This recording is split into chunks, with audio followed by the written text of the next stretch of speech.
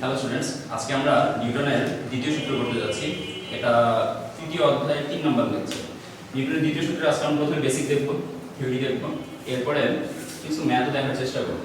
Next ক্লাসটা নিউটনের দ্বিতীয় সূত্রের ম্যাথ করব। আজকে নিউটনের দ্বিতীয় সূত্রের বেসিক আমরা এখানে লিখে রেখেছি বেসিক। তো সবাই খাতা কলম নাও, খাতা কলম মাথা সব নাও, আমার সাথে দেখা শুরু করো, বুঝাতে লিখতে পারি। বস্তুর ভরবেগের পরিবর্তনের হার, বস্তুর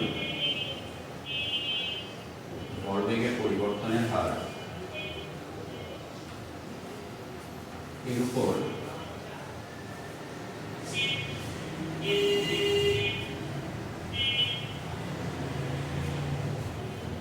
বস্তুর ভরবেগের পরিবর্তনের হার এর উপর প্রযুক্ত বলের সমানুপাতিক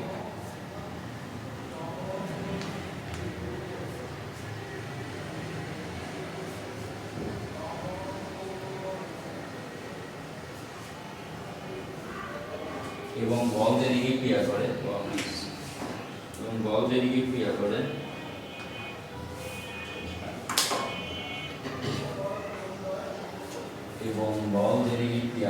ভরবেগের পরিবর্তন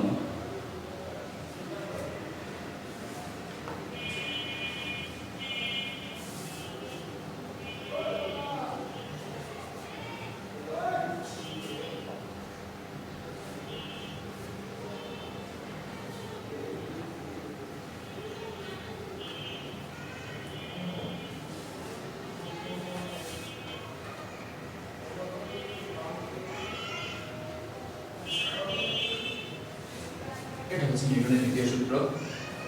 বস্তুর ভরবেগের পরিবর্তনের হার এর উপর প্রযুক্ত বলের সমানুপাতিক এবং বল যেদিকে ক্রিয়া করে ভরবেগের পরিবর্তন সেদিকে করে। এখানে আমরা নতুন কয়েকটা টার্ম পাইছি, টার্মগুলো নিয়ে আগে আলোচনা করি। সবার প্রথমে নিউটনের দ্বিতীয় সূত্র থেকে কি কি তুমি পাবা? নিউটনের দ্বিতীয় সূত্র থেকে বল পরিমাপ করা যায়। নিউটনের দ্বিতীয় সূত্র থেকে বল পরিমাপ করা যায়।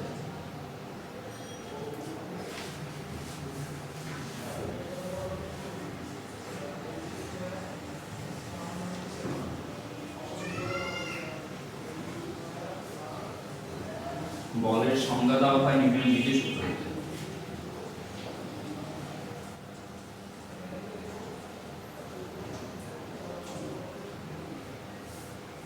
এগুলো এমসিকিউর জন্য লিখে দিতেছি, এই দুটো এমসিকিউর জন্য ইম্পর্টেন্ট।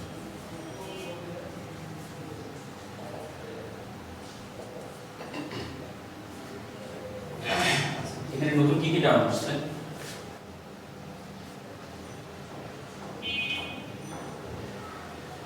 আমরা এখানে একটা টার্ম পেলাম ভরবেগ।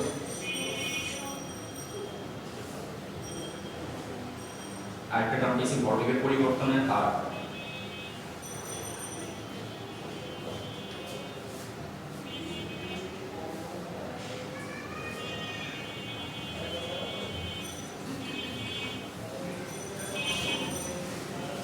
একটা পাইছি আমরা ভরবেগ, আর একটা হচ্ছে ভরবেগের পরিবর্তনের হার। ভরবেগ বুঝলে ভরবেগের পরিবর্তনের হারটা বুঝে তেমন সমস্যা হবে।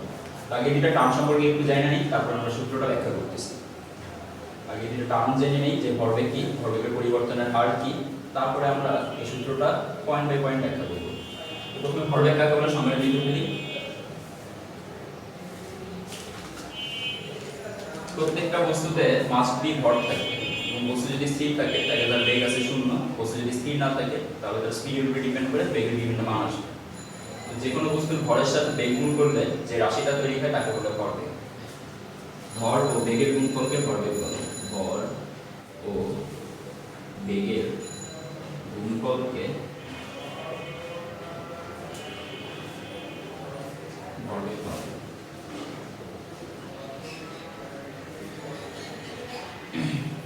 একদম সহজ কথা, ভরবেগের গুণফলকে ভরবেগ বলে।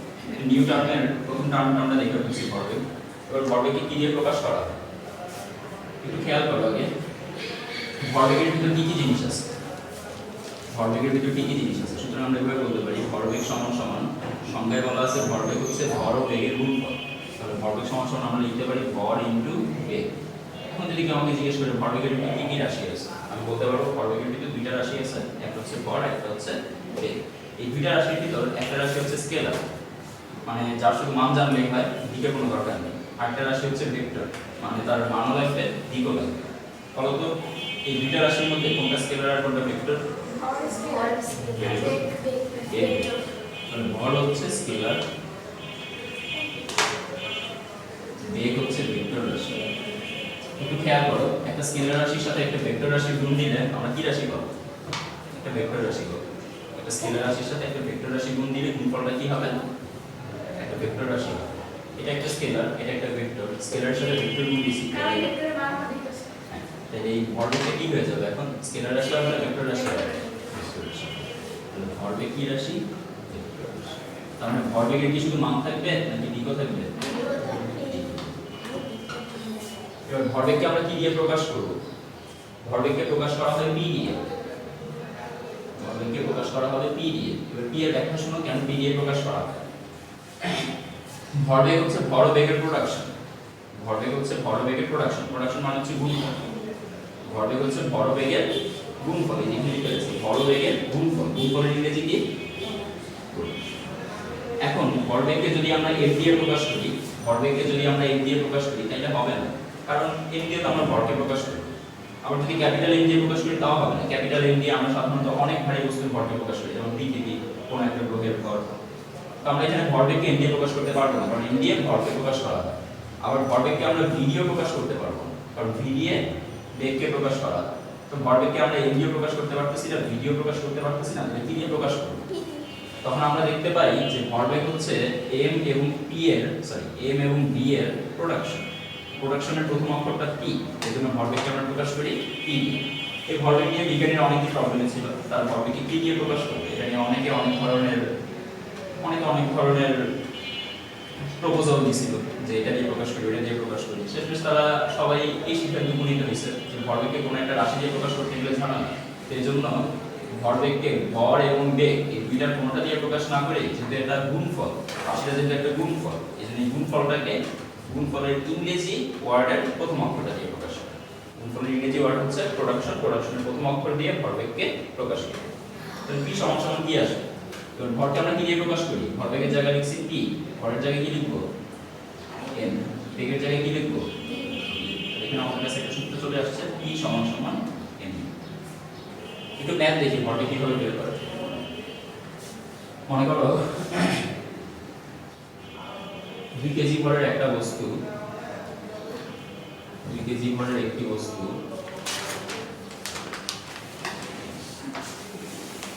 2 ms ইনভার্স 2 ত্বরণে 2 কেজি ভরের একটি বস্তু 2 ms ইনভার্স 2 ত্বরণে 3 সেকেন্ড চলার পর তার ভরবেগ কত? 3 সেকেন্ড চলার পর বস্তুটির ভরবেগ কত হবে?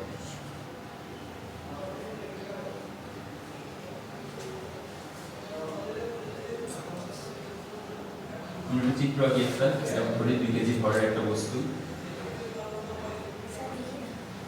আমরা ধরে নিলাম এটা হচ্ছে 2 কেজি ভরের একটা বস্তু। এই বস্তুটার ভর m সমান সমান 2 কেজি। বস্তুটা এদিকে গতিশীল আছে। বস্তুটা গতিশীল হওয়ার সময় কত বেগে গতিশীল আছে সেটা দেয়, শুধু বলে দিচ্ছে বস্তুটা ত্বরণ আছে। এদিকে সে কত ত্বরণে চলতেছে? 2 ms ইনভার্স 2 ত্বরণ। কয় সেকেন্ড চলবে গাড়িটা? আদিবেগের ব্যাপারে কিছু বলেনি, আমরা ধরে নিলাম আমাদের আদিবেগ হচ্ছে 0। তো 0 আদিবেগ নিয়ে 3 সেকেন্ড চলার পরে গাড়িটার বেগ কত হবে বলতে পারবো? এখান থেকে 3 সেকেন্ড চলার পরে এখানে আসার পরে গাড়িটার বেগ হবে v সমান u প্লাস a। যেহেতু আদিবেগের ব্যাপারে কিছু বলেনি, এজন্য আমরা আদিবেগের মান ধরে রাখলাম 0। আদিবেগের জায়গায় দিলাম 0, এর জায়গায় দিলাম 2, t এর জায়গায় দিলাম 3 সেকেন্ড। তাহলে আমার শেষ বেগ কত আসছে? 6 মিটার। এবার ভালো করে শুনো, তোমাকে ঠিক কত নম্বর সেকেন্ডের ভরবেগ বের করতে বলছে? 3 নম্বর সেকেন্ড। 3 নম্বর সেকেন্ডের বেগ কত পাওয়া গেছে? 6। 3 নম্বর সেকেন্ডের ভরটা কি পাল্টাবে? ভর সবসময় কনস্ট্যান্ট থাকে, ভর সবসময় 2 কেজি 2 কেজি থাকে। তাহলে আমার ভর হচ্ছে 2 কেজি, 3 সেকেন্ডে বেগ হচ্ছে 6, তাহলে 3 সেকেন্ডের ভরবেগ কত? এবার লিখে দেখি, সুতরাং 3 সেকেন্ডের ভরবেগ 12। 3 সেকেন্ডের ভরবেগ p সমান সমান m ইনটু v। m এর মান 2 কিলোগ্রাম, ইনটু ভি এর মান 6 মিটার পার সেকেন্ড। 6 গুণে কত আসবে? 12 মিটার পার সেকেন্ড। বুঝে গেছি না আমরা? ভরবেগের ইউনিটটা কি? ইউনিট বলতে পারবে কেউ? দেখো ভরবেগে কার কার ইউনিট আসবে? ভরবেগের মধ্যে ভরের ইউনিট আসবে, বেগের ইউনিট আসবে। তাহলে ভরের ইউনিট আর বেগের ইউনিট দুটো গুণ করলে ইউনিটটা কি হবে? ভরের ইউনিট হিসাবে আসবে কেজি, বেগের ইউনিট হিসাবে আসবে মিটার পার সেকেন্ড। এটাই হচ্ছে আমাদের ভরবেগের একক। আমরা নিচে লিখে রাখবো ভরবেগের একক কেজি মিটার পার সেকেন্ড। ভরবেগের একক কেজি মিটার পার সেকেন্ড।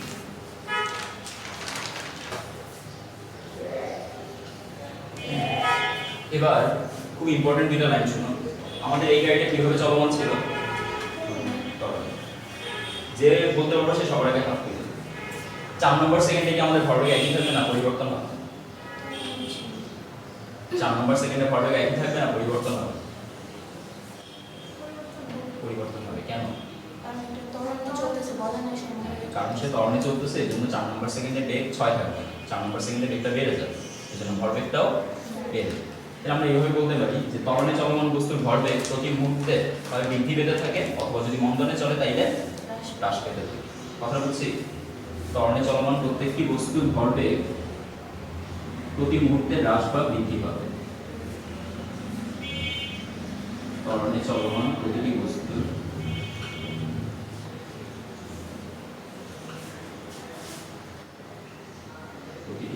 ভরবেগ সময়ের সাথে সাথে ত্বরণে চলমান প্রতিটি বস্তুর ভরবেগ সময়ের সাথে হ্রাস বা বৃদ্ধি পাবে।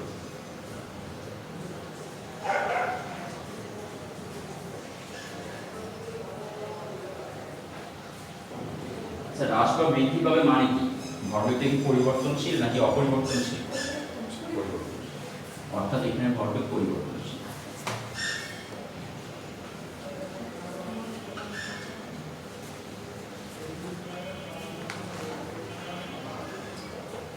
এবার আমরা সেকেন্ড লাইনটা বলি। সেকেন্ড লাইনটা হচ্ছে সমবেগের জন্য। সমবেগের ভরবেগটা কি পরিবর্তনশীল নাকি অপরিবর্তনশীল? অপরিবর্তনশীল। সমবেগে তো আমার বেগের মানটা সবসময় একই থাকতেছে। আমি 1 সেকেন্ডের ভরবেগ বের করি আর 10 সেকেন্ডের ভরবেগ বের করি, সবসময় আমার ভরবেগ এক। সমবেগে চলমান বস্তুর ভরবেগ কখনো পরিবর্তন হবে না। ব্যাখ্যা দিয়ে লিখো, সমবেগে চলমান বস্তুর বেগ সবসময় সমান থাকে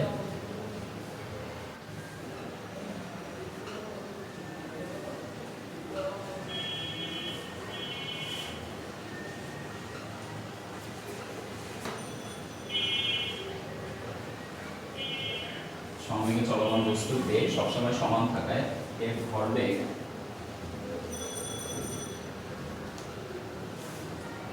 সর্বদা অপরিবর্তনশীল। সর্বদা সমান অর্থাৎ অপরিবর্তনশীল।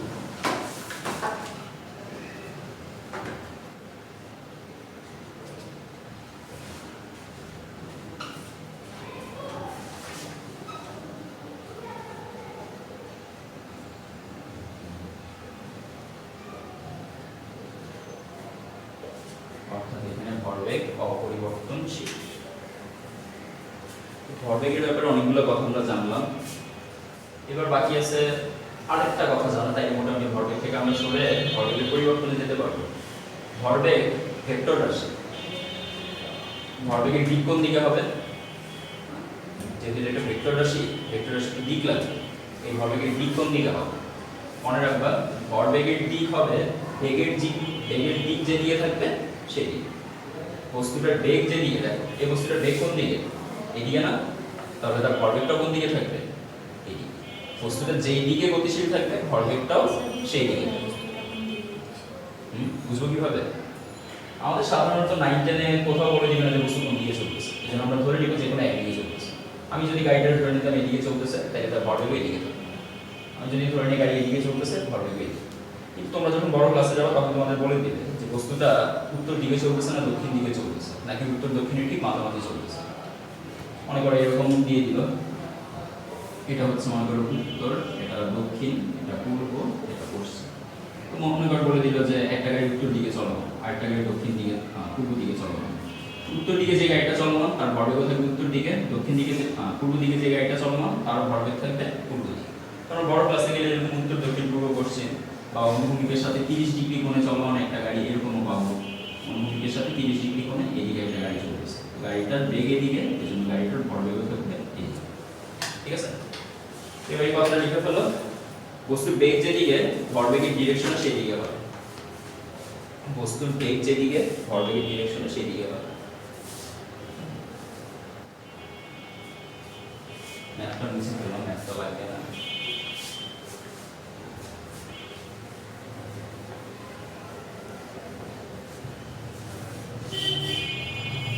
বস্তুর বেগ যেদিকে বস্তুর ভরবেগের পরিবর্তন সেই দিকে।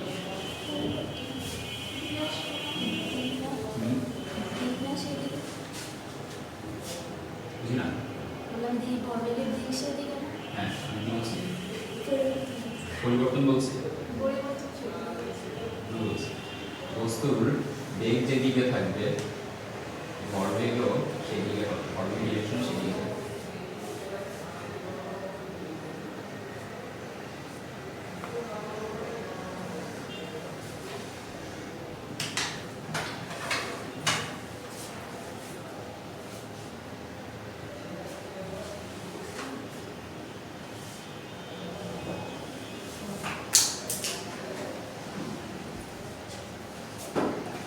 ভরবেগের মাত্রাকে বের করতে পারবা?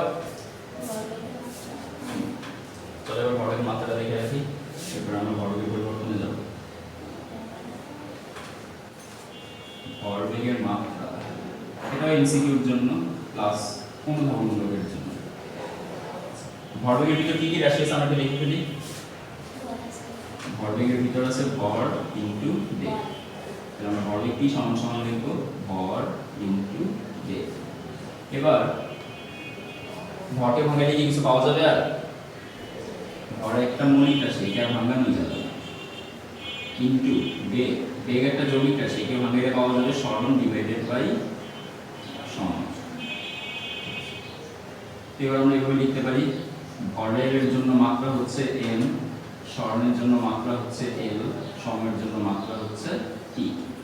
m এর সাথে l গুণ হবে, একবার আসবে n l, আর t নিচ থেকে উপরে উঠলে হয়ে যাবে t ইনভার্স। তাহলে ভরবেগের মাত্রা পাওয়া গেল p সমান, t কে একটা থার্ড ব্র্যাকেট দিব মনে করে, এটা হচ্ছে মাত্রা লেখার নিয়ম। যে রাশির মাত্রা নির্ণয় করতেছি সেই রাশির প্রতীকের মধ্যে একটা থার্ড ব্র্যাকেট দিই। ভরবেগের মাত্রা বের করতেছি, এজন্য ভরবেগের প্রতীকে একটা থার্ড ব্র্যাকেট। ঠিক আছে, এটাতে কোনো থার্ড ব্র্যাকেট হবে না, শুধু প্রতীকে হবে, মাত্রায় কোনো থার্ড ব্র্যাকেট হবে। তাহলে আমরা জানলাম p সমান ml t ইনভার্স। তোমরা সেটা আরেকটা নিয়ম বের করতে পারতে, কিন্তু সেটা পরীক্ষায় লেখা যাবে না। যদি এমসিকিউতে আসে সেক্ষেত্রে শর্টকাটে বের করা যাবে। তুমি ভরবেগের এককটা যদি মুখস্থ থাকে তোমার তাইলেই হবে। ভরবেগের একক জানো কেজি ms ইনভার্স 1। কেজি হচ্ছে ভরকে প্রকাশ করে, কেজি কার জন্য আসে? ভরের জন্য। কেজির জন্য আসবে ভর, আর ভরের জন্য মাত্রা আসবে m। ঠিক আছে, m হচ্ছে সরণের জন্য আসে, মিটার, মিটার কার জন্য আসে? সরণের জন্য। সরণের মাত্রা কি? m। সরণের জন্য আমরা লিখে ফেললাম m। s আসে সময়ের জন্য, সময়ের মাত্রা কি? t। এখানে লিখে ফেললাম t, t এর উপর পাওয়ার আছে 1, দিলাম 1। বুঝছি ব্যাপারটা? এটা হচ্ছে ভরবেগ। তুমি যদি একক মনে রাখতে পারো এখান থেকে মাত্রা পেয়ে যাবে। একক থেকে মাত্রা বের করা খুব ইজি। এমসিকিউতে আসলে এভাবে শর্টকাটে চিন্তা করবে, আর অনুধাবনে এইভাবে অ্যানসার করবে। অনুধাবনে আসলে এইভাবে অ্যানসার করবে, ওইভাবে দিলে নাম্বার পেয়ে যাবে। তো ভরবেগ দেখে ফেললাম, ভরবেগের কোনো সমস্যা নেই। এবার বলছে ভরবেগের পরিবর্তনের হার, এটা একটু বুঝা নেই, এর সূত্র বুঝতে বেশি সমস্যা হবে না। চলো ভরবেগের পরিবর্তনের হার বলতে কি বুঝায় চিত্র কি আমরা বুঝে ফেললাম সবগুলা। উপরে লেখো পয়েন্টের নাম এবার 2 নং দিয়ে ভরবেগের পরিবর্তনের হার। ভরবেগ বুঝছি সবাই? আচ্ছা একটু বলো তো, দুইটা বস্তুর ভরবেগ একটার কম একটার বেশি, কোন বস্তুটাকে থামানোর জন্য তোমার বেশি কষ্ট হবে? যেটার ভর বেশি নাকি যেটার বেগ বেশি? নাকি যেটার ভরবেগ বেশি? এক্সাম্পল দেখো, এটা খুব ইম্পর্টেন্ট একটা কোশ্চেন।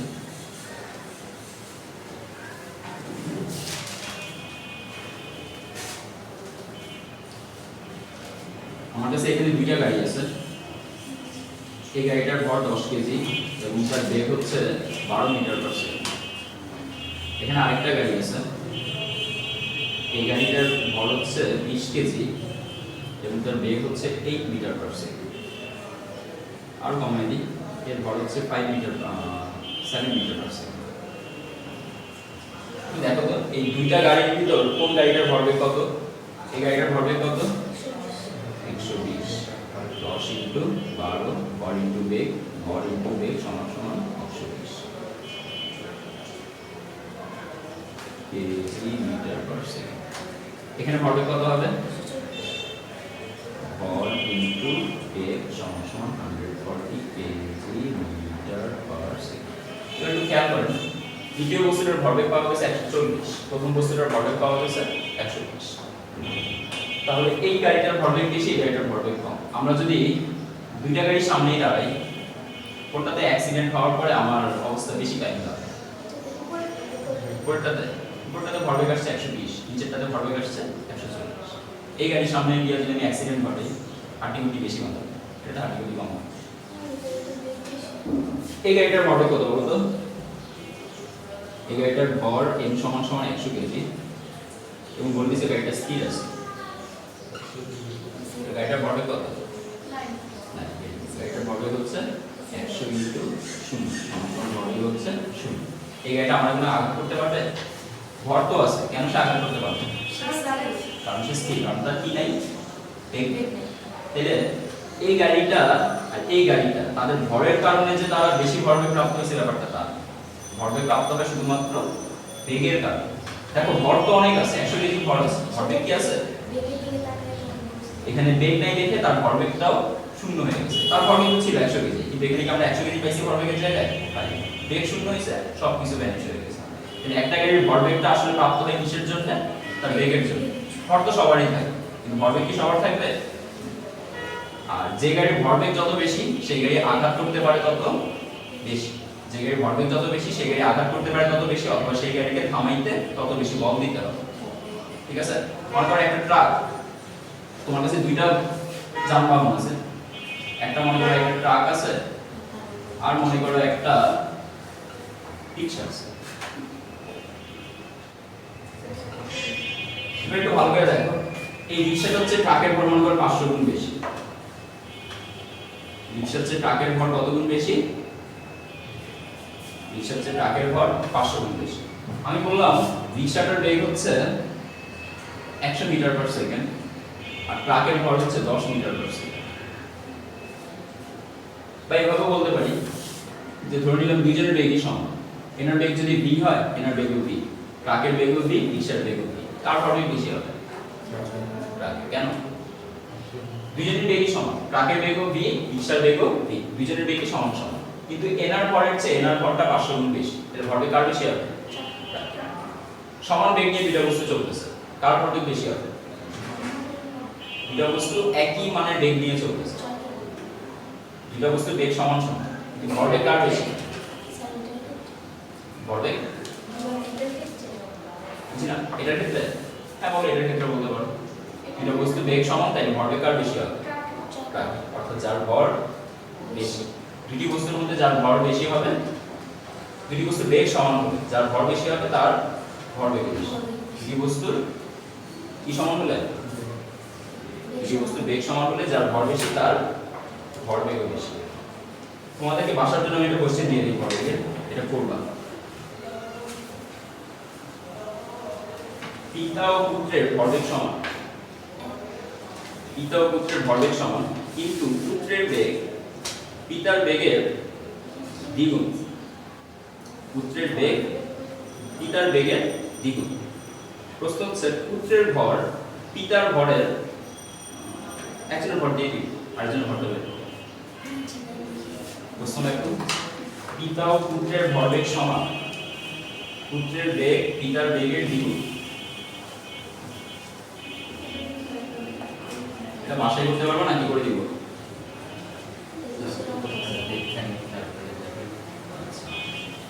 পিতা ও পুত্রের ভরবেগ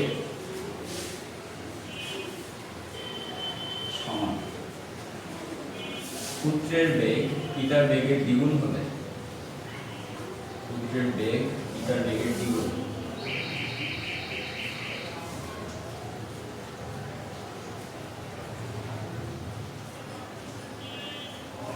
পুত্রের বেগ পিতার বেগের দ্বিগুণ।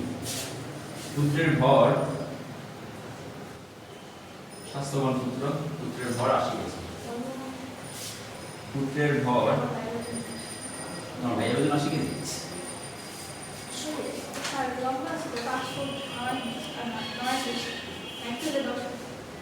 আমি 5 ফুট 11 60 কেজি। না সেম করছি। পুত্রের ভর 80 কেজি হলে পিতার ভর কত?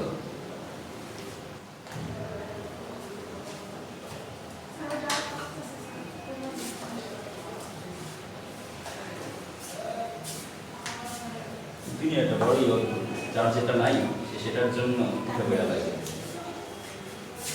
আমি চাই ওয়েট গেইন করতে, কেউ চাই ওয়েট লুজ করতে।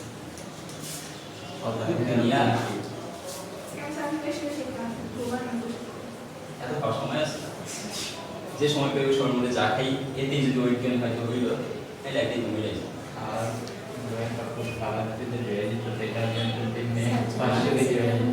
কি করলে খাওয়ার মধ্যে থাকলে যদি এমন হয়ে যেত তাহলে খাওয়ার মধ্যে থাকলে তুমি সবসময় এমন করবে, যদি ওয়েট গেইন করতে চাও সবসময় পেট ভরার পরেও খাওয়া বন্ধ করবে না, আর একটু বেশি খাই। আমি যা খাওয়া শুরু করছি যখন পেটটা ভরে যাবে তখন আরেক প্লেট নিও, এটা হচ্ছে নিয়ম। অথবা আরো একটা নিয়ম আছে, পেট কখন খালি রাখা যাবে না। মনে করো একটু পরপরই খাওয়া, 2-3 ঘন্টা পরপরই খাওয়া। আমি 4 মাস এটা ট্রাই করছি, ভাত খেয়েছি বাসায়, তারপরে বাইরে গিয়ে বন্ধুদের লগে যা তাদের সঙ্গে খাইছি। পেট কখন খালি রাখা যাবে না, পেট যখন ভরে যাবে খাইছি। আরো একটা নিয়ম আছে, প্রাচীন আমলে কয়েকদিন আগে গ্রামগঞ্জে এখনো মানে ওই গ্রামে যারা খেতে কাজ করে তারা সকালবেলা পান্তা ভাত খেয়ে খেতে যায়। পান্তা ভাত খেয়ে ওয়েট বাড়ে। পান্তা ভাতের মধ্যে ক্যালসিয়াম বেশি থাকে, আয়রন বেশি থাকে, ভিজে রাখার কারণে ওখানে গ্রো করে বেশি, ক্যালসিয়াম আয়রন এগুলো বেশি গ্রো করে। নর্মালি তুমি ওই যে গরম ভাত খাইলে যত বেশি ক্যালসিয়াম আর আয়রন পাইবা, তার চেয়ে পান্তা ভাতে বেশি পাওয়া। সারা রাত ধরে ভিজে রাখতেছে না, এই জন্য বেশি বেশি করে ক্যালসিয়াম, তারপরে আয়রন। হ্যাঁ ভাতের আমরা ফ্যান উঠি, মজা লাগে খেতে, লবণ দিয়ে খেতে মজা লাগে। লবণ দিয়ে খেতে মজা আছে, লবণ দিয়ে একটু গোলাবার গোলায় ভর্ত করে খেতে মজা লাগে।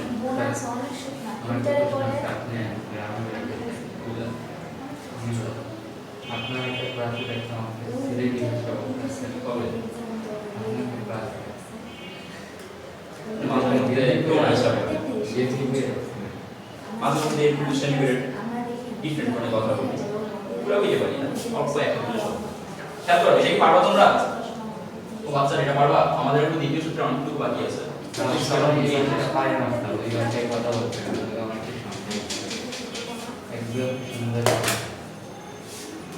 মিলার ভাষাটা ভালো মতো পারি, বাংলা ভাষা যাই কাট করতে ভিডিও দিকে আমার সেকেন্ড হয়ে যাই।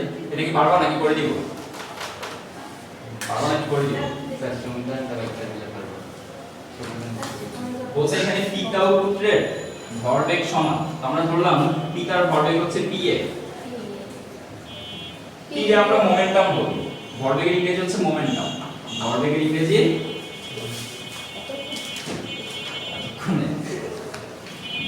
ইংরেজি মোমেন্টাম। এটা আমরা বলবো momentum of father. Momentum of father হচ্ছে পিতার ভরবেগ।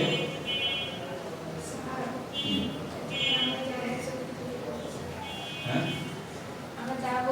এগুলো কি দিব? নোয়াখালী পোলাপাইনে পিতারে কি বলবো জানো? পিতার ভরবেগ। নোয়াখালী পোলাপাইনে পিতারে কি বলবো? পিতার ভরবেগ।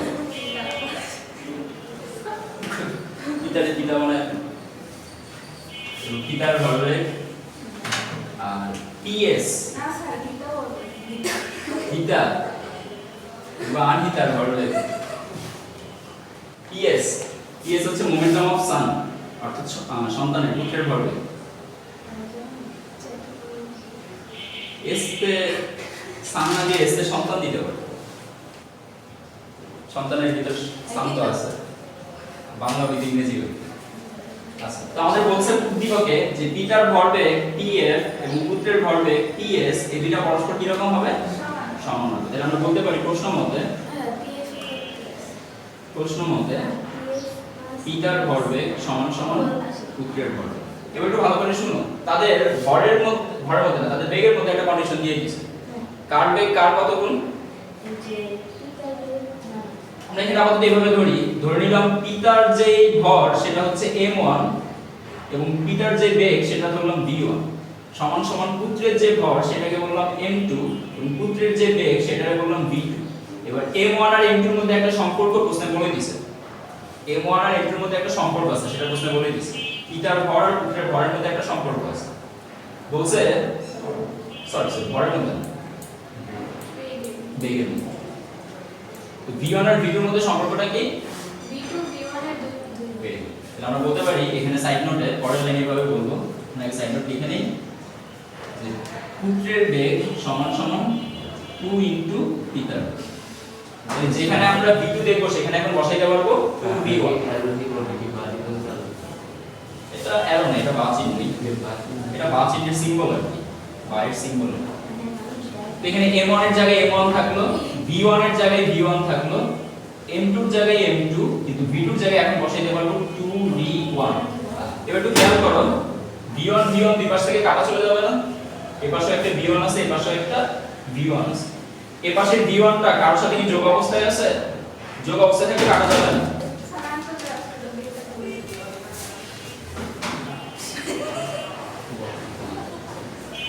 এই পাশের v1 টা দেখো তো কার সাথে কার সাথে যোগ অবস্থায় কি আছে? এই পাশের v1 টা, এই পাশের v1 টা কার সাথে যোগ অবস্থায় আছে? যোগ অবস্থায় থাকলে কাটাকাটি করা যাবে, গুণ অবস্থায় থাকলে কাটাকাটি করা যাবে। তাহলে এই v1 টাকেও কেটে দিলাম, এই v1 টাকেও কেটে দিলাম। তাহলে আমরা পেলাম m1 সমান সমান 2m2, m1 সমান সমান 2m2। এবার m2 মান আমাদের জানা আছে না? m2 হচ্ছে পুত্রের ভর, এই যে পুত্রের জায়গায় m2 লিখে রাখছি। তাহলে পিতার ভর হবে m1 সমান 2 ইনটু 80 সমান সমান m1 এর মান 160 কেজি। হ্যাঁ, যেমন বাপ তেমন পুত্র, লাইক ফাদার লাইক সন, এরকম একটা ডায়লগ আছে না? এটা তো এবার আমরা যাব এই আসল কথাটাতে। কোন আমাদের আরেকটা টার্ম বাকি আছে, ভরবেগের পরিবর্তনের হার। ওই অংশটা দেখলে এইটার মধ্যে আর বেশি কিছু কাজ নেই।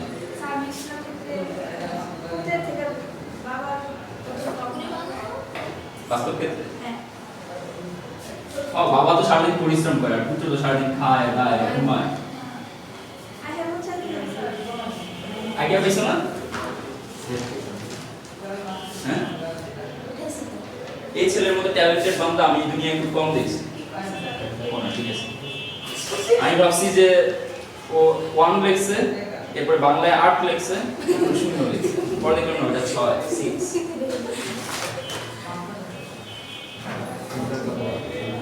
হ্যাঁ,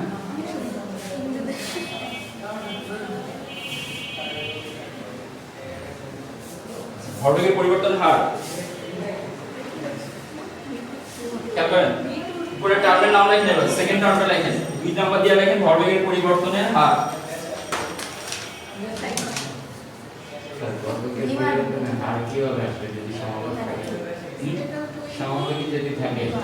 সমবেগে থাকলে 0 আসবে ভরবেগের পরিবর্তনের হার, আর যদি ত্বরণে চলে তাহলে ভরবেগের পরিবর্তনের হার।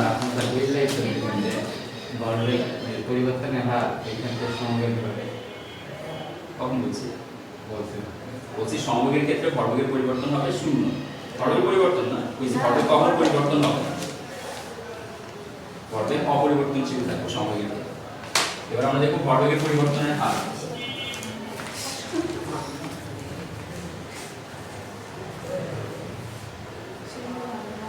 তোমরা আরেকটু বড় হলে জানতে পারবে ভরবেগের পরিবর্তনের হারটাই হচ্ছে বল। মানে কি স্যার আপনি বললেন না আরেকটু পর আপনি বলেন আরেকটু ভরবেগের পরিবর্তনের হার মানেই হচ্ছে বল।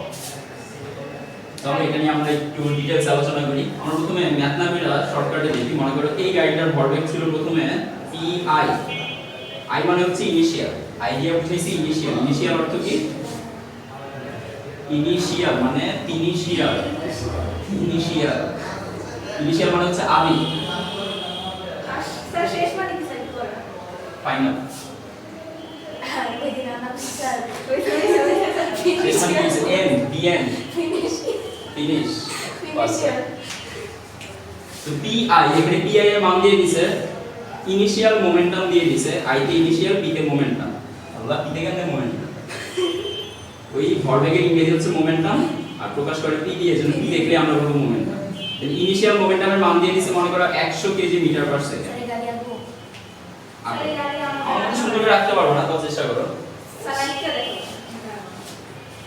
এই যে দেখেন আপনাদের সুন্দর আর এখানে কখন না, এখানে একটু পরে তার ভরবেগ পরিবর্তন হয়ে গেছে, pf ভরবেগ এখানে মনে করো 200 কেজি মিটার পার সেকেন্ড। আচ্ছা, গাড়িটা কি একই সময় দুই জায়গায় আছে নাকি ভিন্ন ভিন্ন সময়? এখানে যে সময় আছে ওইখানে কি একই সময় আছে? একই সময় দুই জায়গায় থাকতে পারে কেউ? তাহলে সে দুই জায়গায় দুই সময় আছে। মনে করো আমি একই সাথে এখানেও আছি আবার ওই জায়গায়ও আছি, সম্ভব? মনে করো 12টা 1 বাজে, 12টা 1 মিনিট 1 সেকেন্ড, তুমি আমার এই জায়গায়ও দেখতেছো ওই জায়গায়ও দেখতেছো, ঠিক একই মোমেন্ট, সম্ভব? কোন থাকলে দেখতে পারবো, হ্যাঁ, কোন থাকলে দেখতে পারবো। আমরা ওইটাতে না যাই, সমস্যা কিসে? না বলতেছি চোখে সমস্যা হয়ে যাবে না চোখে চোখে সমস্যা? ডাবল দেখবে তো স্যার একটু পাশে ডাবল দেখবে এটা তো দেখবে তো বুঝবে ওইটা তো জাস্ট একটা কথার কথা ছিল, ওটা গবেষণা করা লাগবে, তাই না? স্যার ওই যে P1 PI initial momentum, final momentum দুটো দাও আছে। তো মনে করো এইখান থেকে গাড়িটা যখন এইখানে আসছে তখন সময় কত লাগছে? মনে করো আমরা সময় দিয়ে দিলাম t সমান সমান দিয়ে দিলাম, t সমান সমান দিয়ে দিলাম 5 সেকেন্ড, ঠিক আছে? এবার ভালো করে এক এক করে খেয়াল করো, ভরবেগের পরিবর্তন কত? ভরবেগের পরিবর্তন 200 মাইনাস 100, তাহলে আমরা এভাবে লিখব। সুতরাং ভরবেগের পরিবর্তন, ভরবেগটা এখানে 100 কিভাবে আসছে এটা আমরা বুঝছি না, ভর আর বেগ গুণ করে আসছে, ওইটাও তো বুঝছি ভরবেগ কেমনে আসছে, ভর আর বেগ গুণ করে। তো ভরবেগের পরিবর্তন কত এখন? আমরা মানগুলো দিলাম না, মানে ভরের মান বেগের মান আলাদা আলাদা করে দিলাম, তাতে টাইম বেশি লাগে, টাইম বাঁচানোর জন্য এবার শুধু শর্টকাটে ভরবেগ দিয়ে কাজ করতেছি। সুতরাং ভরবেগের পরিবর্তন কত হইল? pf, এটা আমরা ডেল্টা p দিয়ে প্রকাশ করব। ভরবেগের পরিবর্তন ডেল্টা মোমেন্টাম সমান সমান, স্যার ফরওয়ার্ড P দিয়ে না হ্যাঁ, delta p equal to pf minus pi। pf এর মান পাওয়া গেছে 200 মাইনাস pi এর মান পাওয়া গেছে 100, মাইনাস করলে পাওয়া যাবে 100। ভরবেগের পরিবর্তন পাওয়া গেছে না? এবার এই পরিবর্তনের হার বের করব। হার কেমনে বের করে? 100 না, একটু ভালো করে খেয়াল করো, ভরবেগের পরিবর্তনের হার কিভাবে বের করে? একক হবে কেজি মিটার পার সেকেন্ড। প্রথমে আমরা ঐকিক নিয়মে দেখি, তারপরে ঐকিক নিয়মে আর দেখব না, এরপরে ঐকিক নিয়ম থেকে সূত্র বানাই। একটু খেয়াল করো, 5 সেকেন্ডে ভরবেগের পরিবর্তন কত? 5 সেকেন্ডে ভরবেগের পরিবর্তন কত হইছে? 5 সেকেন্ডে ভরবেগের পরিবর্তন 100। ভরবেগের পরিবর্তন 100 কেজি মিটার পার সেকেন্ড। তাহলে 1 সেকেন্ডে ভরবেগের পরিবর্তন কত হবে? 1 সেকেন্ডে ভরবেগের পরিবর্তন হবে 100 ডিভাইডেড বাই 5, উপরে থাকবে কেজি ms ইনভার্স 1, নিচে থাকবে s। একটু ভালো করে খেয়াল করো, আমরা এখান থেকে খুবই গুরুত্বপূর্ণ একটা জিনিসে যাব। এখানে উপরে কি কি আছে তার প্রতীকগুলো আমরা সাইডে লিখি। 100 হচ্ছে ভরবেগের পরিবর্তন না? তো ভরবেগের পরিবর্তনকে আমি ডেল্টা p লিখতে পারি, এই যে এখানে লিখে দিছি। ভরবেগের পরিবর্তনকে কি দিয়ে প্রকাশ করব? Delta p। বোর্ডে তাকাও, নিচে কি আছে? নিচে আছে কি? t, নিচে আছে সময়। তাহলে ভরবেগের পরিবর্তন মানে, ভরবেগের পরিবর্তনের হার মানে হচ্ছে ভরবেগের পরিবর্তন ডিভাইডেড বাই সময়। আমরা এখানে কি বের করছি? 1 সেকেন্ডে ভরবেগের পরিবর্তন বের করছি না? 1 সেকেন্ডে যে কোনো কিছুর হিসাব মানেই হচ্ছে হার নির্ণয়। আমরা 1 সেকেন্ডে যাই হিসাব করি এর অর্থ হচ্ছে আমরা হার নির্ণয় করছি। 1 সেকেন্ডে কোনো কিছু হিসাব করা মানে হচ্ছে আমরা রেট বা হার বের করছি। বুঝছো ব্যাপারটা? এখানে 1 সেকেন্ডে পরিবর্তনের রেটটা কত? 100 এর 5 দিয়ে ভাগ করলে কত পাবো? 20। একটু ব্যাপারটা ফিল নেওয়ার চেষ্টা করো। 5 সেকেন্ডে ভরবেগের পরিবর্তন কত হয়েছে? 100। তাহলে প্রত্যেক সেকেন্ডে ভরবেগ কতটুকু করে পরিবর্তিত হয়েছে? মনে করো এখানে যখন আছে তখন ভরবেগ 100, এর 1 সেকেন্ড পরে ভরবেগ কত হবে? প্রতি 1 সেকেন্ডে ভরবেগ কতটুকু করে পাল্টাইতেছে? 20 করে। তাহলে 1 সেকেন্ড পরে ভরবেগ কত হবে? আগে ছিল 100 এখন কত হবে? 120। আগে ছিল 100 এখন 120। কতটুকু পরিবর্তন হইলো? 20। এরপরে দ্বিতীয় সেকেন্ডে ভরবেগ কত হবে? 140। আর কতটুকু পরিবর্তন হইলো? 20। তাহলে প্রতি সেকেন্ডে আমার ভরবেগ কত করে বাড়তেছে? 20 করে বাড়তেছে। এই যে ভরবেগের পরিবর্তন, ভরবেগের পরিবর্তনের এই যে হার, এই হারটাকে আমরা কি দিয়ে প্রকাশ করব? Delta p divided by t, delta p divided by t। তাহলে এই কথাটা আমরা এখন এইভাবে লিখব। সুতরাং ভরবেগের পরিবর্তন সমান সমান ভরবেগের পরিবর্তনের হার সমান সমান ভরবেগের পরিবর্তনের হার সমান সমান delta p divided by t। Clear এতটুকু? এটাই হচ্ছে ভরবেগের পরিবর্তনের হার। এবার নিউটনের দ্বিতীয় সূত্রের দিকে একটু খেয়াল করো। এখানে কি বলছে? এখানে বলছে বস্তুর ভরবেগের পরিবর্তনের হার এর উপর প্রযুক্ত বলের সমানুপাতিক। আমরা ভরবেগের পরিবর্তনের হার বের করে ফেলছি না, delta p divided by t। তাহলে ডেল্টা p কে তুমি আবার ভাঙাইতে পারো। ডেল্টা p কে ভাঙাইলে কি পাবা? pf pi। তাহলে ডেল্টা p এর জায়গায় আমরা বসাইলাম pf pi divided by t। ঠিক আছে? এবার নিউটনের দ্বিতীয় সূত্র অনুযায়ী ভরবেগের পরিবর্তনের হারটা বুঝে গেছি না? এবার চলো নিউটনের দ্বিতীয় সূত্রের থিওরি। এসে নিউটনের দ্বিতীয় সূত্রের থিওরি 1/1 লেখেন। 1/1 মানে পয়েন্টগুলা একটাই থিওরি, এক ভাবে ব্যাখ্যা করে বুঝাবো, কিন্তু ধাপে ধাপে এই একটু খেয়াল করেন। সবার প্রথমে বলছে বস্তুর ভরবেগের পরিবর্তনের হার এর উপর প্রযুক্ত বলের সমানুপাতিক। তার মানে আগে বল প্রয়োগ করতে হবে। আমরা এখানে প্রযুক্ত বল দিলাম F, এই F এর নাম হচ্ছে প্রযুক্ত বল। বল দেওয়ার আগে গাড়িটার ভর ছিল m, বল দেওয়ার আগে গাড়িটার বেগ ছিল u। ঠিক আছে? তাহলে গাড়িটার আদি ভরবেগ কত? এখানে ইনিশিয়াল মোমেন্টাম কত হবে? mu। ইনিশিয়াল মোমেন্টাম হবে mu। এবার যেহেতু আমি বল প্রয়োগ করছি, তার বেগটা কি u থেকে যাবে? এটা মনে করো একটা চেয়ার, এখন তার ভর হচ্ছে, এখন তার বেগ মনে করো u, u মান এখন কত? 0। এবার যদি আমি বল প্রয়োগ করি, তার u কি 0 থাকতেছে? বেগটা কি 0 থাকতেছে? বাড়তেছে না? তাহলে বল প্রয়োগ করার সাথে সাথে তার বেগ বাড়বে, আমরা বুঝে গেছি। তাহলে বেগ বাড়লে সে এখানে থাকবে না, সে এখান থেকে মনে করে এই জায়গায় আসবে। বল প্রয়োগের পরে সে এখান থেকে এই জায়গায় আসে। এই জায়গায় আসার পরে তার বেগটা কি একই থাকবে? আমরা কি শুনলাম মাত্র? F বল প্রয়োগ করলে বেগটা কি একই থেকে যায়? বেগটা বৃদ্ধি পায়। তাহলে এখানে বেগটা বৃদ্ধি পায় না, বেগটা বৃদ্ধি পেয়ে যেটা হলো সেটাকে আমরা বললাম v। ঠিক আছে এতটুকু? এবার হ্যাঁ, এটা হচ্ছে শেষ বেগ, মানে একটা নির্দিষ্ট টাইম পরে যে বেগটা সে পাইছে সেটাকে বলতেছি এই টাইমের শেষ বেগ। ঠিক আছে? এই টাইমের আদি বেগ হচ্ছে u, এই টাইমের শেষ বেগ হচ্ছে v। F বল প্রয়োগে m ভরের বস্তুটা এইখান থেকে যখন এইখানে আসছে, তখন ওইখানে যাইতে তার সময় লাগছে t, আর t সময় পরে যে বেগটা সে প্রাপ্ত হইছে সেই বেগের মান ধরে নিছি v। তাহলে এই সিচুয়েশনে বা এই প্লেসে বস্তুটার ভরবেগ কত? এই প্লেসে বস্তুটার ফাইনাল মোমেন্টাম হবে mv। mu থেকে mv কার কারণে হইছে? এমনি হয়ে গেছে ফোর্সের জন্য। আমি প্রযুক্ত বল দিছি, তাই mu থেকে mv হইছে। খুব করে হয়ে গেছে, একদম তাৎক্ষণিক হয়ে গেছে, চোখের পলকে এক নিমিষে হয়ে গেছে না, একটা টাইম লাগছে। তাহলে mu থেকে mv তে যাইতে কত টাইম লাগছে? t। তো আমরা এখান থেকে ভরবেগের পরিবর্তন বের করব এভাবে। ভরবেগের পরিবর্তন হবে শেষ ভরবেগ মাইনাস আদি ভরবেগ। ঠিক আছে? শেষ ভরবেগের মান কত? mv। আদি ভরবেগের মান কত? mv। তো এটা আলাদা রাখলাম। এবার আমরা ওইখান থেকে দেখছি ভরবেগের পরিবর্তন লিখতে হয় delta p divided by delta p by t দিয়ে। তাহলে এখানে লিখব ভরবেগের পরিবর্তন, কি লিখব? Delta p by t। হ্যাঁ, কিভাবে?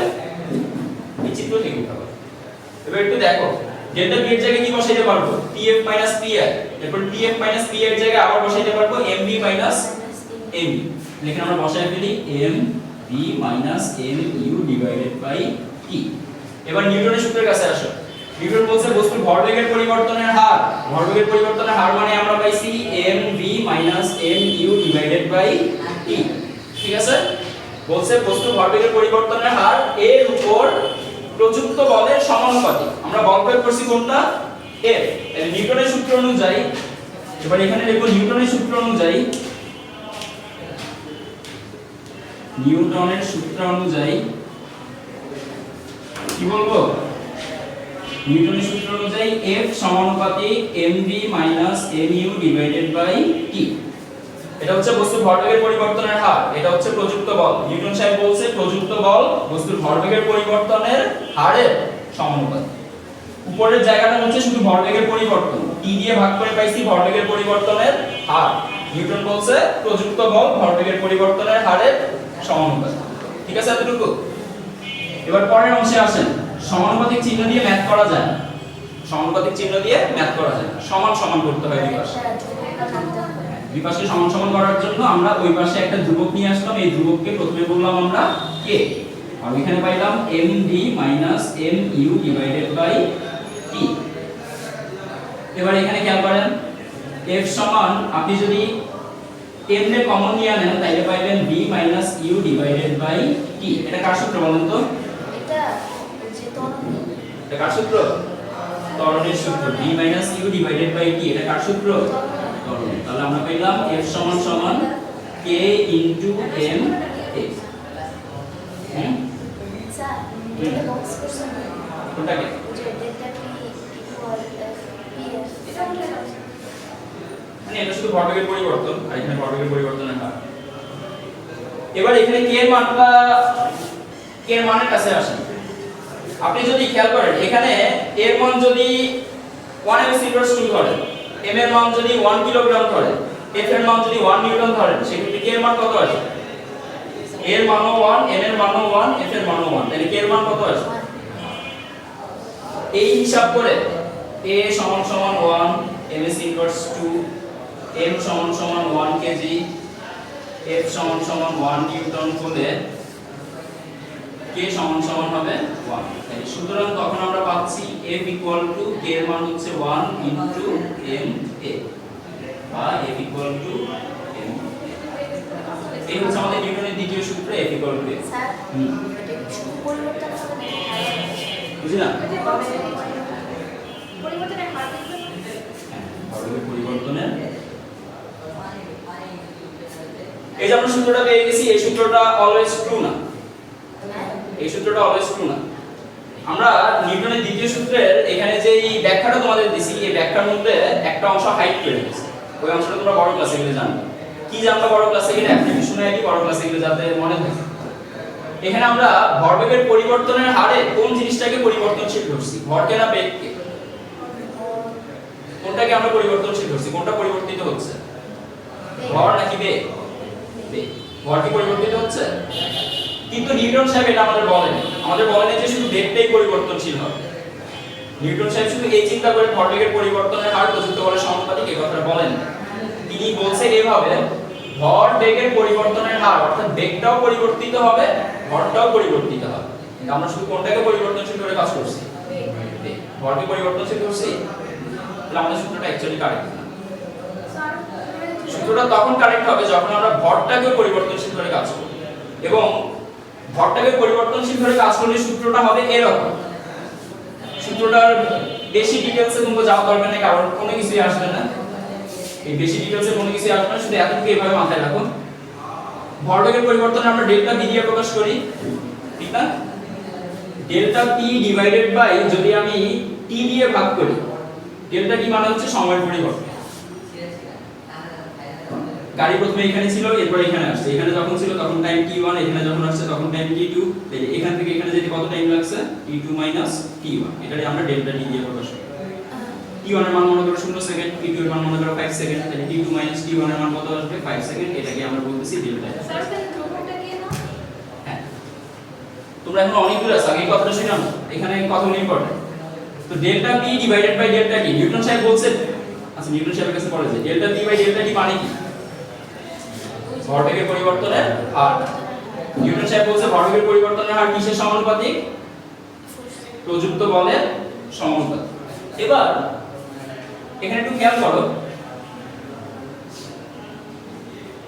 স্যার f ইকুয়াল n কি ফোর্স? হ্যাঁ, f সমানুপাতিকের জায়গায় সমান সমান দিয়ে দিলাম, আসবে সমানুপাতিক ধ্রুবক হিসেবে k। এবার এই জিনিসটার দিকে তাকাও, তুমি 1/dt, 1/dt না, d dt, আগে আরেকটু ক্লিয়ার করি, এই ডেল্টা আর ডেল্টা দুইটা ডেল্টাকে পরিবর্তন করে আমরা একটা করে ডি আনলাম। এই ডেল্টা দিয়ে বোঝায় বেশি সময়ের জন্য পরিবর্তন, আর ডি দিয়ে বোঝায় ক্ষুদ্র সময়ের জন্য পরিবর্তন। ডেল্টা দিয়ে বোঝায় 1 সেকেন্ড, 2 সেকেন্ড, 5 সেকেন্ড, 10 সেকেন্ডের মধ্যে যে পরিবর্তন আছে সেটা, আর ডি দিয়ে বোঝায় 0.1 সেকেন্ড, 0.01 সেকেন্ড, 0.0001 সেকেন্ড, খুবই অল্প সময়ের মধ্যে যে পরিবর্তন, সেটার জন্য আমরা বসাই ডি। এবার ভালো করে খেয়াল করো, এটা দুঃখিত তোমাদেরকে, আমার ক্যামেরাটা অফ হয়ে যাওয়ার কারণে বাকি অংশটা রেকর্ড হয়নি। বাকি অংশটা আমি আবার নতুন করে রেকর্ড করে অ্যাড করে দিচ্ছি, তোমরা একটু কষ্ট করে বাকি অংশটা একটু তুলে নাও।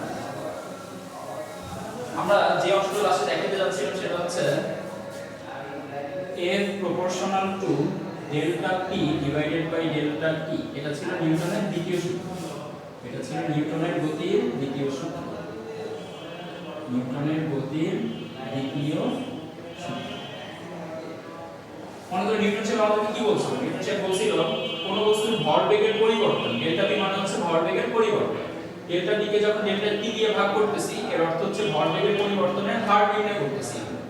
তো নিউটন সাহেব বলে গেছে ভরবেগের পরিবর্তনের হার প্রযুক্ত বলের সমানুপাতিক। ওকে, তো এটা আমরা একটু আগে দেখছি, এখান থেকে আসছিল F = m, এটা নিয়ে আমাদের কোনো সমস্যা নেই। সমস্যা হচ্ছে আমরা এসএসসি লেভেলে, আমরা আমাদের এসএসসি লেভেলে কি করি, আমরা আমাদের এসএসসি লেভেলে ধরে রাখি শুধু বেগ পরিবর্তনশীল, ভরবেগের ভিতর যে বেগটা আছে সেই বেগটা হচ্ছে ভ্যারিয়েবল বা পরিবর্তনশীল, এবং ভরবেগের ভিতর যে ভরটা আছে সেই ভরটা হচ্ছে অপরিবর্তনশীল। অপরিবর্তনশীল মানে এটা আমরা বলতে পারি কনস্ট্যান্ট, যেটা অপরিবর্তনশীল সেটাকে আমরা সংক্ষেপে বলি কনস্ট্যান্ট। তাহলে একটু খেয়াল করো, এসএসসি লেভেলে আমরা বেগ পরিবর্তনশীল ধরে নেই, ভর অপরিবর্তনশীল ধরে নেই, ঠিক আছে। আর এইচএসসি লেভেলে আমরা যখন বড় ক্লাসে যাব তখন আমরা দেখব আমাদের বেগ যেটা সেটাও ভ্যারিয়েবল, আমাদের বেগটা পরিবর্তনশীল, এবং আমাদের ভর যেটা থাকবে সেটা ভ্যারিয়েবলও হতে পারে, সেটা ভ্যারিয়েবলও হতে পারে এবং কনস্ট্যান্টও হতে পারে। আশা করি তোমরা বুঝতে পারতেছো, ভ্যারিয়েবল মানে হচ্ছে পরিবর্তনশীল, কনস্ট্যান্ট মানে হচ্ছে অপরিবর্তনশীল। তো ভরটা দুই রকমই হতে পারে। আবার বেগটাও সেম, বেগটা আমরা ভ্যারিয়েবলও লিখতে পারি, আবার নন ভ্যারিয়েবল অর্থাৎ কনস্ট্যান্ট লিখতে পারি, দুইভাবে পেতে পারি এসএসসি। কিন্তু এসএসসি তে আমরা বেগটাকে পাই শুধু ভ্যারিয়েবল, এবং ভরটা যেটা সেটাকে পাই আমরা কনস্ট্যান্ট। ওকে, তো আমরা এসএসসি হিসাবে এখান থেকে দেখো, এসএসসি হিসাবে এখান থেকে আমরা বলতে পারি f সমান সমান k delta t divided by delta t, বা f সমান সমান delta t divided by delta of t। এটা একটা সূত্র হিসেবে আমরা ইউজ করতে পারি। এবার একটু খেয়াল করি আমরা, এই যে ডেল্টা, এই যে ডেল্টা, এই ডেল্টাগুলো দিয়ে পরিবর্তন বোঝায়। যখন তোমার পরিবর্তনটা খুবই ক্ষুদ্র সময়ের জন্য হবে, মনে করো 1 সেকেন্ড বা 0.1 সেকেন্ড বা 0.2 সেকেন্ড, এই রকম সময়ের জন্য যখন হবে, খুবই ক্ষুদ্র সময়ের ব্যবধানে যখন আমরা পরিবর্তন হিসাব করব, তখন আমরা এই ডেল্টা চিহ্নগুলোকে ডি তে কনভার্ট করে দেব। তখন আমরা ডেল্টা বসাবো না, তখন আমরা বসাবো ডি, এবং এটাকে এভাবে করব f = d dt, d dt of t। তো d dt of t মানে কি, d dt of t মানে t এর ডিফারেন্সিয়েশন, p এর ডিফারেন্সিয়েশন। আচ্ছা, p এর ডিফারেন্সিয়েশন মানে হচ্ছে ভরবেগের ডিফারেন্সিয়েশন। মনে রাখবা, ভরবেগের ডিফারেন্সিয়েশন করলে বেগ বল পাওয়া যায়। ভরবেগের ডিফারেন্সিয়েশন করলে, ভরবেগের ডিফারেন্সিয়েশনের বাংলা হচ্ছে অন্তরীকরণ। ভরবেগের অন্তরীকরণ করলে বল পাওয়া যায়। আরো কিছু কথা আমরা জানি, যেমন মনে করো d dt of v, এটা হচ্ছে বেগের অন্তরীকরণ। d dt মানে হচ্ছে অন্তরীকরণ, d dt মানে হচ্ছে ডিফারেন্সিয়েট, ডিফারেন্সিয়েট মানে হচ্ছে অন্তরীকরণ। তো অন্তরীকরণ কাকে করতেছি, বেগ। যখন আমরা বেগকে অন্তরীকরণ করব তখন পাবো ত্বরণ, অর্থাৎ k। তোমরা এভাবে বলতে পারো, ভরবেগের অন্তরীকরণ করলে বল পাওয়া যায়, বেগের অন্তরীকরণ করলে ত্বরণ পাওয়া যায়। বেগের অন্তরীকরণটা মানে কি, অ্যাকচুয়ালি এখানে দেখো, বেগের অন্তরীকরণ মানে হচ্ছে বেগের হার নির্ণয় করা। আমরা dv ডিভাইডেড বাই dt সমান সমান পেলাম a। তাহলে এখানে dv মানে হচ্ছে বেগের পরিবর্তন, ক্ষুদ্র সময়ে বেগের পরিবর্তন, dt হচ্ছে ক্ষুদ্র সময়, এখানে আছে ক্ষুদ্র সময়, এখানে আছে ক্ষুদ্র সময়, আর এখানে সেই ক্ষুদ্র সময়ে বেগের পরিবর্তন, ক্ষুদ্র সময়ে বেগের পরিবর্তন ডিভাইডেড বাই ক্ষুদ্র সময় সমান সমান যেটা আসবে সেটাই হচ্ছে ত্বরণ। ঠিক আছে, তো এগুলো হচ্ছে বেসিক কনসেপ্ট, এগুলো নিয়ে বেশি মাথা মাথা ব্যথার দরকার নেই, মাথা ঘামানোর দরকার নেই, এগুলো আমাদের এসএসসি তে আসবে না। শুধু আমি যেই কথাটা এখানে তোমাদেরকে দেখাতে যাচ্ছি সেটা হচ্ছে এখানে যেই টিটা আমরা পেলাম, এখানে যে এফটা আমরা পেলাম সেই এফ সমান সমান এখন আমরা লিখতে পারবো d divided by dt into mv। কি করলাম আমরা, এখানে যে পিটা আছে এই পিটাকে ভাঙায় ফেলব। p হচ্ছে ভরবেগ, ভরবেগ মানে ভর ইনটু বেগ। এখন আমরা বলছি আমাদের এই m টা ভ্যারিয়েবল হতে পারে, m টা ভ্যারিয়েবল হতে পারে, v টাও ভ্যারিয়েবল হতে পারে। মানে দুইজন ভ্যারিয়েবল হতে পারে, দুইজন কনস্ট্যান্ট হতে পারে, অথবা একজন কনস্ট্যান্ট আরেকজন ভ্যারিয়েবল, অথবা একজন ভ্যারিয়েবল আরেকজন কনস্ট্যান্ট, সব হতে পারে, চারটেই হতে পারে। প্রথমে দুইটাই ভ্যারিয়েবল হতে পারে, m এবং v দুইটাই ভ্যারিয়েবল হতে পারে, দুইটাই ভ্যারি করতে পারে। m এবং v এর মধ্যে mv দুইটাই কনস্ট্যান্ট হতে পারে। আবার m এবং v এর মধ্যে m কনস্ট্যান্ট কিন্তু v ভ্যারিয়েবল হতে পারে। আবার আমরা এভাবেও চিন্তা করতে পারি v কনস্ট্যান্ট কিন্তু m টা ভ্যারিয়েবল হতে পারে।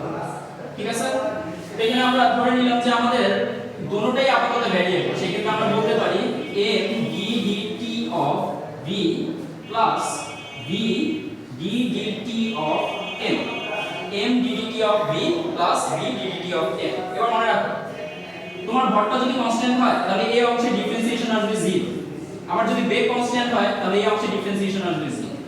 ঠিক আছে, তো সাধারণত আমরা 9 এ দেখি যে বেগটা হচ্ছে পরিবর্তনশীল, তার মানে বেগটা কনস্ট্যান্ট না, তাই বেগের জন্য এখানে 0 পাবো না। আমরা 9 এ দেখি ভরটা হচ্ছে অপরিবর্তনশীল মানে কনস্ট্যান্ট, অর্থাৎ m টা কনস্ট্যান্ট, m কনস্ট্যান্ট হইলে m এর ডিফারেন্সিয়েশন করে আমরা পাবো 0। ওই অংশটা যদি 0 হয়ে যায় তাহলে এই অংশে আমরা পাচ্ছি m d dt of v। এবার একটু খেয়াল করো এখানে d dt of v মানে হচ্ছে বেগের অন্তরীকরণ। আমরা জানি যে বেগের অন্তরীকরণ করলে পাওয়া যায় ত্বরণ, বেগের অন্তরীকরণ করলে পাওয়া যায় ত্বরণ। তাহলে আমরা এখানে m এর সাথে এখানে পেয়ে গেলাম a, অর্থাৎ f = a। তাহলে এই অংশটাতে দেখো আমরা কি বাদ দিয়ে দিছি, আমরা ভরকে কনস্ট্যান্ট করে ভরের ডিফারেন্সিয়েশনটা বাদ দিয়ে দিছি বা ভরের ক্যালকুলেশনটা বাদ দিয়ে দিছি। এখানে শুধু আমরা বেগের পরিবর্তনটা হিসাব করতেছি, ভরের কোনো পরিবর্তন হিসাব করতেছি না, কিন্তু এটা নট অলওয়েজ ট্রু। আমরা বড় ক্লাসে গেলে দুইটাই দেখতে পাবো, হয়তো ভরটাও ধীরে ধীরে সময়ের সাথে পরিবর্তন হচ্ছে, বেগটাও পরিবর্তন হচ্ছে। যেমন মনে করো একটা রকেট যখন আকাশে উড়ে, রকেটের পিছন থেকে প্রচন্ড বেগে গ্যাস নির্গত হয়। এই গ্যাসগুলো যখন নির্গত হয় তখন প্রতি মুহূর্তে রকেটের ভর কমতে থাকে। অর্থাৎ রকেট যখন উড়া শুরু করলো তখন তার ভর একরকম, উঠতে উঠতে তার ভর প্রতি মুহূর্তে পাল্টাইতে থাকে। অর্থাৎ রকেটের বেলায় ভরটা কনস্ট্যান্ট না। আবার বেগ যেটা, রকেটের বেগটাও তো কনস্ট্যান্ট থাকে। রকেটের বেগটা বাড়ে কমে দুইটাই হয়, প্রয়োজন মতো বাড়ে প্রয়োজন মতো কমে দুইটাই হয়। তাহলে দেখো রকেটের বেলায় আমাদের পুরো সূত্রটাই থাকে, রকেটের বেলায় আমাদের সূত্রের এই অংশটাও থাকবে, এই অংশটাও থাকবে। তখন আমাদের অ্যাকচুয়াল সূত্র হবে F = m d dt of v plus v d dt of m। এটা হচ্ছে আমাদের অ্যাকচুয়াল সূত্র এবং এটা 100% টাইম ট্রু, এটা অলওয়েজ। এই সূত্রটা নট অলওয়েজ ট্রু। এই সূত্রতে আমরা F = m এর সূত্রতে আমরা m কে কনস্ট্যান্ট ধরে রাখছি। এখন m সব সময় কনস্ট্যান্ট হবে এরকম কোনো বাধা ধরার কথা নাই। দেখো এখানে যদি m টা কনস্ট্যান্ট হয় তবেই তুমি F = m এ পাবে, m টা যদি কনস্ট্যান্ট না হয় তাহলে সূত্রটা এরকমই থাকে। ওকে, এই হচ্ছে আমাদের নিউটনের সূত্র, দ্বিতীয় সূত্র। এই দ্বিতীয় সূত্রের বেসিকগুলো আমরা ভালো করে মুখস্থ করব, ভালো করে পড়ব। বেসিক ছাড়া ফিজিক্সে বেশি করে আগানো যাবে না। আমি আশা করি যে তোমরা ভালো করে এই সূত্রগুলো মুখস্থ করে রাখবা। নেক্সট দিন আমরা নিউটনের দ্বিতীয় সূত্রের ম্যাথ শুরু করব। নিউটনের দ্বিতীয় সূত্রে প্রচুর ম্যাথ আছে, আমরা 1/1/1 এগুলো দেখতে থাকবো। ততদিন পর্যন্ত সবাই ভালো থেকো, আল্লাহ হাফেজ।